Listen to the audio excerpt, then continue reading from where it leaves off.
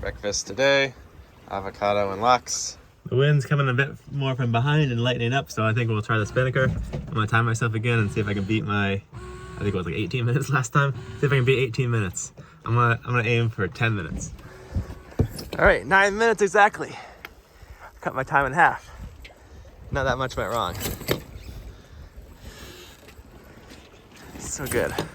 And the preventer, I even put the preventer on, I just need to snug it up.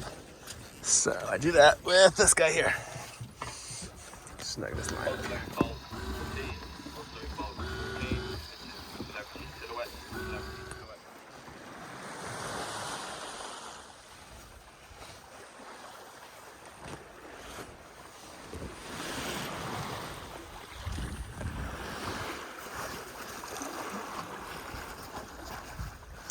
That got us from 2.5 back up to 3.5 knots. So the boat's moving much happier now. Seems to like keep it from rocking as much too, having the spinnaker up, just like keeping the boat moving more. This camera is super useful, so I can keep an eye on the spinnaker when I'm down below resting. Oh, look at that thing. It's like a spear ship.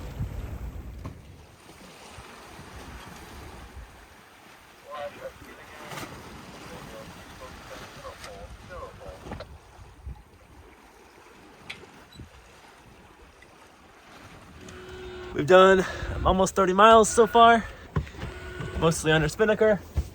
Really glad I had this sail, and I'm glad I sailed today too, because like the weather forecast said there was going to be 0 wind for most of the day. But I figured I'd just go out and try it anyway. You know, the forecast, sometimes it'll be kind of close, but it's never exactly right. Never get upset over a bad weather forecast, because the weather forecast is just that, it's a forecast, and it hasn't actually happened yet. And a lot of times I think the weather is just perfect for our activities and we don't even try because the weather is supposed to be bad.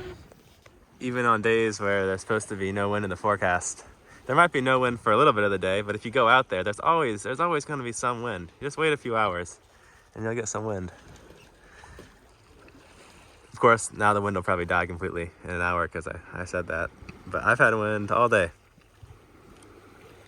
8 to 9 knots of wind from behind all day. The sun is going down. I'm making some tortellinis, and my cooker there is like on its last legs. I'm also running out of fuel. So maybe I make a quick stop in Malmo or Göteborg to get a new, maybe just like a propane or like butane little gas cooker, cheap one. Now the sun is set. Now the question is, will the wind hold up enough to keep the spinnaker? So far, just barely enough wind to keep going. Also, the autopilot has stopped, has cut out a couple times, and I just reset it by unplugging my little cord, but I don't know what's going on there. It's cut out actually 3 times now. Fortunately, the winds are super light right now, so no danger of the spinnaker, you know, pulling us over on our side, but I don't like that. I don't like when autopilot cuts off when I'm using the spinnaker because it's a little bit, it wraps around the jib and everything. Well, the sun's going down and the spinnaker is still up. First time I've flown it this long at night. I think it's about 10 p.m. I'm using my steaming light to illuminate it. And yeah, it's moving us along between 1 and 2 knots.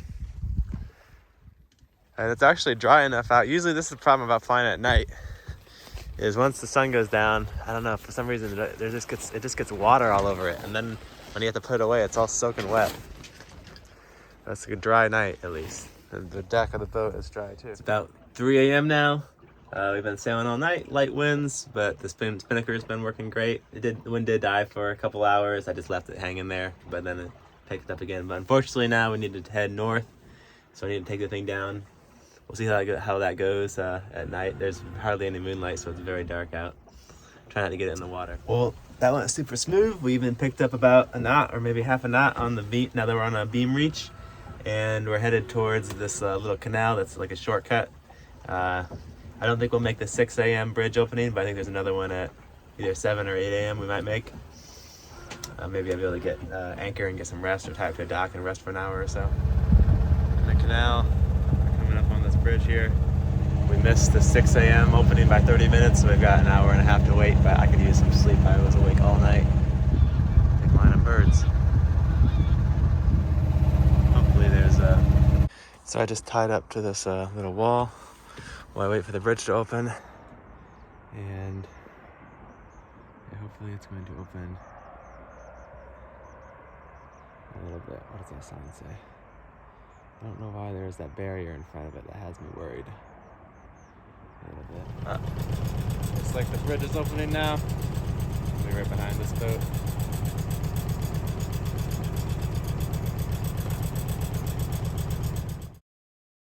All right, I got almost an hour of sleep. Well, actually, I'm gonna get some diesel while I'm here. Topped up with another $60 worth of diesel.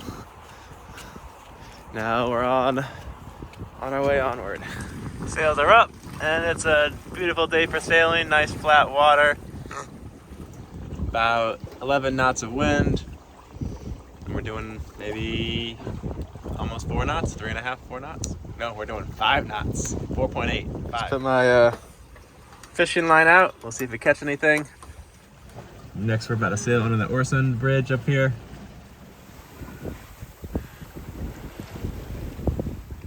And this is a look at the currents, which can be kind of strong here, but they're actually going to be perfectly in our favor if I hug the coast of Denmark there and then go over the tip of Skagen.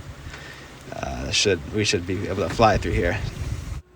My friend Mirko showed me the website that has a pretty good I guess, the best representation of the currents around here. I checked them, they're like perfectly in my favor. It's gonna be awesome. We're gonna go. We have like maybe 1.5 to 2 knots of current sometime, so that should really help us out. And because it's going with the wind too, it should make the water nice and flat like it is now. We're doing like 6 knots. It's awesome.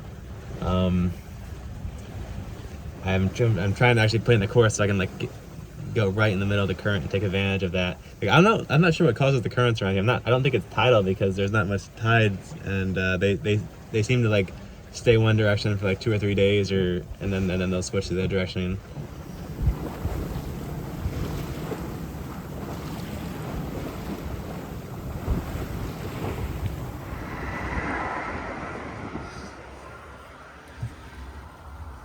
Going on the Orson Bridge now. Hopefully don't hit this pylon. The bridge seems to have funneled the wind into a different direction.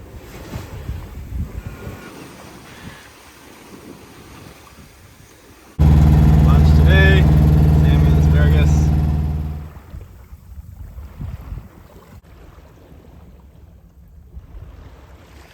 We're coming up on Ven Island. We stopped here on the way down. I think it looks like it could block our wind because the wind's coming from here, but I'm hoping that since it's kind of sloped like that, the wind is kind of funneling and compressing over it, and the wind will actually get stronger. At least I can hope that's what happens. Because we can use every little bit of wind we can get right now. Ferry.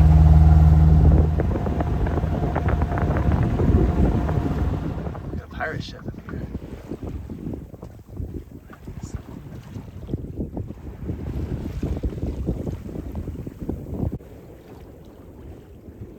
Sun just went down. We're doing really good progress. The current is helping us out a lot. We're doing maybe 6 to 8 knots. Over ground. We've got maybe at least 1.5 knots of current right now. I think maybe even up to 2 knots sometimes in our favor, and it's should stick around like this all the way until we get to the North Sea.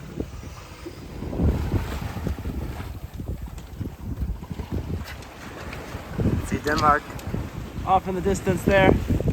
We're about 35 miles from Skagen, which is like that northern tip of Denmark, and then we'll just round that and cross the North Sea over to somewhere on the east coast of the UK, I guess. The wind is lightening up.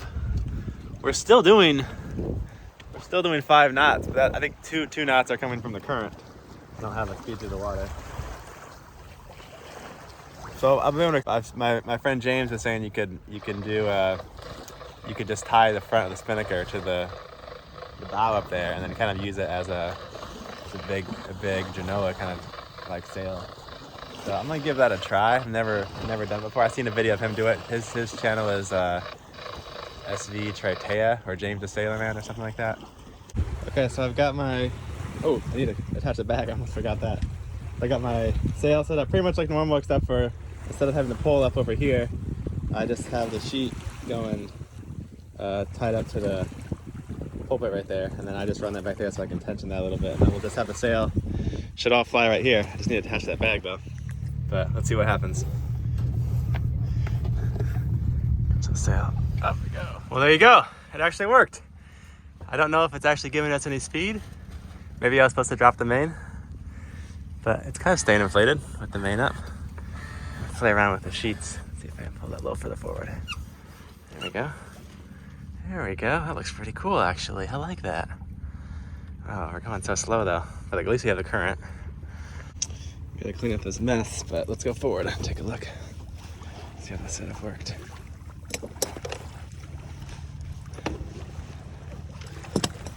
So this line just kind of goes to the pulpit right there. Maybe I should have gone outside the sail. And then our big old spinnaker out there. I think it's pulling us along pretty good. It's hard to tell because the wind died as I was doing it, so now we have even less wind. But I think we're keeping about the same speed even with that. Definitely staying full. Way better than I thought it would. So the wind just moved more from behind, and it was super easy just to go forward and add the pull. So that's a pretty good setup.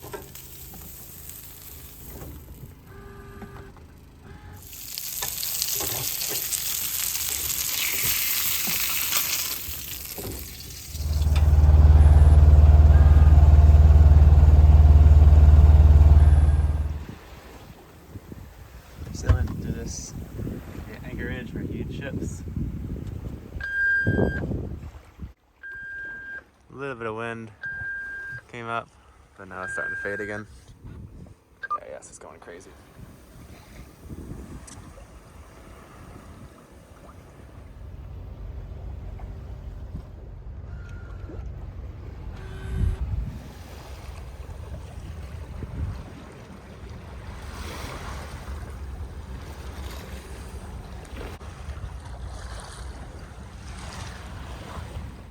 It's about 2 a.m. Winds are pretty light, so I just set up the spinnaker. Seems to be working okay. It's a little bit finicky, so I have to go up and adjust it a little bit, but I want to see if I can get a little bit of sleep. There's a lot of ships, and the spinnaker's a little iffy, but I could use some sleep actually. So I have an idea for a new preventer line setup. I'm starting with some chafe protection. I got this, like, I guess it's, I don't know, fire hose or something. One of my volunteers, Christine, gave it to me. It's been really good for chafe protection. Just cutting a few strips of that. So the preventer line is that black line that holds the boom out so it doesn't do a crash jibe when you're going deep downwind. And the problem is you kind of need one on each side. And then, or you have to re-rig the whole thing every time you do a jibe, which is kind of annoying. But my idea is to run two kind of like shorter lines, and I'll just kind of attach them in those little sail bags or on the lazy jacks, and then I'll have one. I've already started it, so I'll have the preventer line. I'll go from this block. It goes all the way to the windlass up there, and then it'll stop like just before the shrouds, right? And I'll have like a loop. And then what I'll do is when I need to jibe, I'll just detach one, and then I'll grab over to the little bag here, and I'll attach the other one. And since the line will be stored up here, I won't have to reach, super far out to do it, and I can do it on either tack. So, and then I can, easily release it and adjust it if I want to trim the main in or out. So this is kind of neat. I have the main sheet here for pulling the main in, and then I have the preventer out for pulling the main back out there. So these would be kind of convenient to have right next to each other. And so I kind of get the benefit of having two preventer lines, but then not having to have two, lines led all the way aft, which just makes a lot more trip hazard and hassle and expense. But the preventers tend to rub on the shrouds. You can see right there, it's rubbing on the shrouds, and it kind of depends on the angle of the boom where it hits. Sometimes I'll run it on the inside, sometimes on the outside. So I'm gonna put this hose so I can slide along the line and keep the lines from chafing through. Hopefully. Two loops. Okay, so this is gonna be awesome. This is my ultimate boom preventer setup. So we've got two of these white lines. There's one on this side, and then this one's being used, and then they both have chafe protection to keep them from rubbing on the shrouds when the boom is further in. And then so the other one that's not being used is attached also to the back of the boom, and then I just tied it off in the mast. I might move this, tie it off somewhere over there instead in the future. I'm gonna shorten these white lines too. They're a little long. So whatever, they attach to my boom preventer kind of control line, right? So I only have to have one control line led aft. And every time I jive, all I gotta do is walk up, disconnect this one. And then this goes up to a pulley here, right? And so it'll swivel over, and I'll just stow that white line, on this side of the mast or boom somewhere. And then I'll take this little carabiner, probably run it on the outside or inside. I can do either. I can go outside or inside, whatever I want for the shrouds. And then I'll hook up the other preventer line. So untie this, and then so it's an easy switch between preventer lines, and I can control them both from the back with just one line. So that means I don't have to have two lines to trip over. The preventer lines are always kind of a trip hazard for me. I guess if you had a flush deck, it'd be a little better. But this is the best I've come up with. I've thought about this for the last 3 years probably. You really want a preventer when sailing, downwind for long distances, because look how steady the boom is. Like, it's no flapping the sail, and even if I pull it way out and there's hardly any wind, it really helps a lot for days like this where you're just flying the spinnaker or wing on wing or whatever. And right now I've got both the preventers tied up to the back. Sometimes I've tied them up kind of in the middle before too. It's always better time in the back. I might move them a little bit further forward, like right there, because if a crash jibe broke the line or something, I don't know. I'm worried about the preventer ripping off my solar panels, and the boom goes over the solar panels about this much. So we could attach it right there. That would be fine, I think. Also, we just need to add a nice hard point. Oh, okay, those lowest lines hopefully shouldn't get in the way. That's a problem. Every time you come up with a way to make something easy for yourself that adds extra lines, it also makes everything harder, because now you have one more line to get tangled up and have to coil away and get chafed or interfere with another line, or whenever is it run on the right side or the wrong side of whatever line that interferes with it. So you really gotta I don't know. So everything's a trade-off.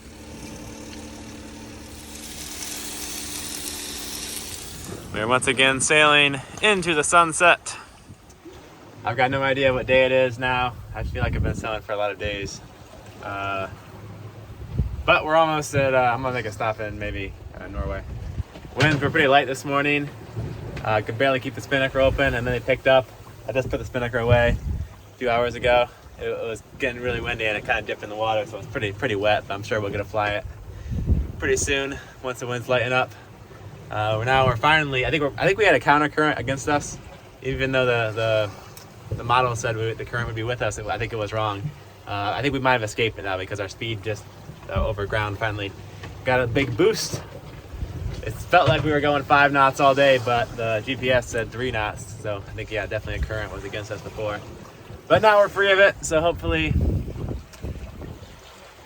we can keep up good progress. I guess we'll be heading to UK, and then we'll get a bunch of tides and currents all the time when we're there, but those will be tidal.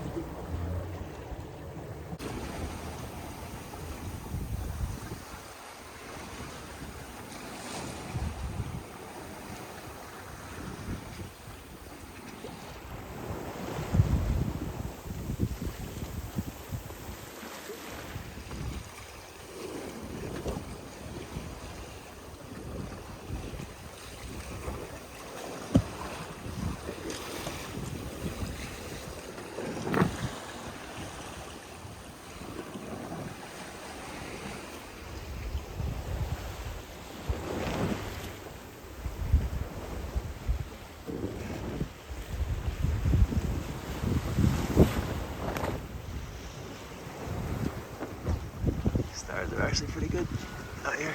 You can see them in the camera now. I found this great spot to park my boat for a few nights in Norway, and it had this really cool pump track where you use your body weight up and down to go around it. It's really fun.